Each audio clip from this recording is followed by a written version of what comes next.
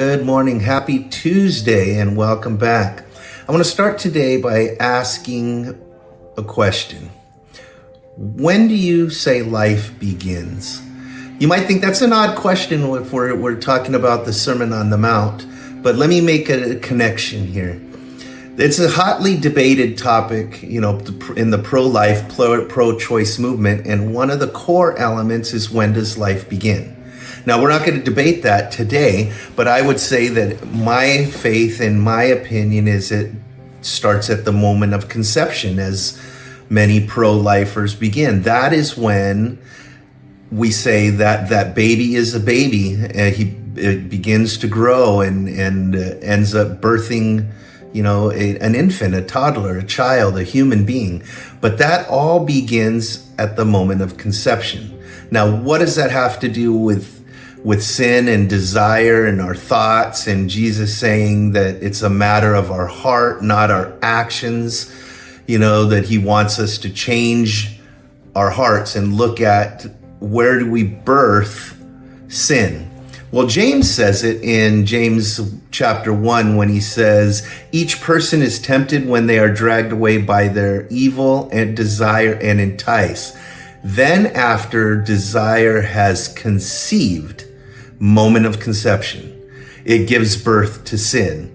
And sin, when it's fully gives birth to death. So what James is saying aligns with those of us that are pro-life, that believe that life starts at the moment of conception. James is saying, so does sin. Sin begins the moment you have a desire pops into your head. What Jesus was talking about when he was saying that lustful intent, when you just gaze and you look, that gives birth. That desire that pops in your brain and makes its way down into your heart is the moment that sin is conceived. So if that's the case, then what are we called to do? How do we deny that from happening to us? Well, Jesus talks about cutting it off. Yesterday, we'll talk a little bit more about it tomorrow, but yesterday I alluded to Aaron Ralston, who got his arm pinned behind a rock.